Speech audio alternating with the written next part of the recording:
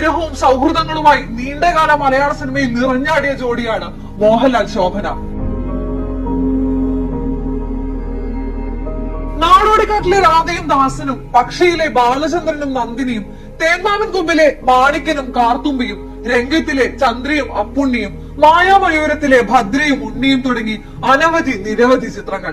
Old school റൊമാൻസിന് ഇരുവരും ചേർന്ന് നൽകിയ ദൃശ്യ സൗന്ദര്യം ചെറുതല്ല. മുടിയച്ചനിടെ മായയെ കാണാൻ തിടുക്കത്തിൽ ചെല്ലുന്ന ഉണ്ണികൃഷ്ണനെ നോക്കി പുഞ്ചിരി ചേച്ചി പറഞ്ഞ പോലെ എന്തായാലും രണ്ടുപേർക്കും നല്ല ചേർച്ചയാണ്. ഭ്രാന്ത് പഠിപ്പിക്കുന്ന പോലെയുള്ള ഇഷ്ടം മീരയോട് പ്രകടിപ്പിച്ചിരുന്ന ഉണ്ണികൃഷ്ണൻ വർഷങ്ങൾക്ക് ശേഷം അവരെ വീണ്ടും കാണുന്നിടത്ത് കൂട്ടിച്ചേർക്കാൻ പഴുതു നൽകാതെ കാലം അവരെ പിരിച്ചു വെച്ച നീറ്റലിൽ പ്രേക്ഷകരും ഉരുകിത്തീരും. അമ്മയുടെ മരണത്തിൽ ആകെ തളർന്നിരിക്കുന്ന രാംദാസിനെ നിർബന്ധിച്ച് ഊണ് കഴിപ്പിക്കുന്ന രാധ അയാൾക്ക് വേദനകൾ ഇറക്കി വെക്കാൻ ഒരു അത്താണിയാകും. തനിച്ചാണെന്ന് കരുതുന്ന എന്തിനാ, ഞങ്ങളൊക്കെ ഇല്ലേ എന്ന് പറഞ്ഞ് അയാളെ ചേർത്ത് നിർത്തുക കൂടിയാണ് അവർ. കുഞ്ഞാച്ചിക്കിളികളിലെ ഉഷയും വെള്ളാനകളുടെ നാട്ടിലെ രാധയും മോഹൻലാൽ എന്ന നായകന്റെ സ്റ്റാർഡത്തിനൊപ്പത്തിനൊപ്പം നിന്ന നായികമാരായിരുന്നു. നോട്ടങ്ങളിലും നിശബ്ദതയിലും ലജ്ജ കലർന്ന പുഞ്ചിരിയിലുമാണ് അവർ പ്രണയം അവതരിപ്പിച്ചത്. ആ കോമ്പിനേഷനിൽ സ്ക്രീനിൽ തെളിഞ്ഞ പ്രണയത്തിന് നാടകീയ പ്രഖ്യാപനങ്ങൾ ഉണ്ടായിരുന്നില്ല, സിനിമാറ്റിക് സ്ലോ മോഷനുകളും വേണ്ടി വന്നില്ല.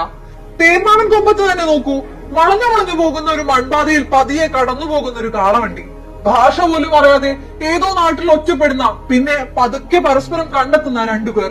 കറുത്ത പെണ്ണ എന്ന പാട്ടിനൊപ്പം പ്രിയദർശൻ മ്യൂറൽ പെയിന്റിംഗ് പോലെ വരച്ചു ചേർക്കുകയായിരുന്നു മാണിക്കന്റെയും കാർത്തുമ്പയുടെയും പ്രണയം. നിറങ്ങളുള്ള ക്യാൻവാസിലേക്ക് ഓടിയെത്തുന്ന താരശോഭയില്ലാത്ത നായകൻ. മണിച്ചിത്രത്താഴിൽ മോഹൻലാലിന് ജോഡിയായി അല്ല ശോഭന എത്തിയതെങ്കിൽ പോലും ചിത്രം അവരുടേതാണ്. ശോഭനയുടെ പവർ ഹൗസ് പ്രകടനത്തിനൊപ്പം മോഹൻലാലിന്റെ ശാന്തമായ മിഴിവും കാലത്തെ അതിജീവിച്ചു. അതിൽ അവർ ഒന്നിച്ചൊരുക്കുന്ന മാന്ത്രികതയുണ്ട്. യാഥാർത്ഥ്യത്തിന്റെ വക്കിൽ നിന്നും വഴുതി വീണുപോയേക്കാവുന്ന ഗംഗയുടെ സബ് കോൺഷ്യസിനൊപ്പം സണ്ണി നടത്തുന്ന യാത്ര. അങ്ങനെ തുടങ്ങി വർഷങ്ങൾ കൊണ്ട് മനസ്സിൽ ഒട്ടിപ്പിടിച്ചിരിക്കുന്ന എണ്ണിയാൽ തീരാത്തത്ര കഥാപാത്രങ്ങൾ. എന്റേത് മാത്രം, വെള്ളാനകളുടെ നാട്, അഭയം തേടി, അഴിയാത്ത ബന്ധങ്ങൾ എന്ന് തുടങ്ങി ചിത്രങ്ങളുടെ ലിസ്റ്റ് നീണ്ടുപോകും.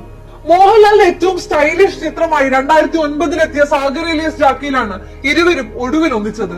ജോഡികളായി എത്തിയത് 2004 പുറത്തിറങ്ങിയ മാമ്പഴക്കാലത്തിൽ.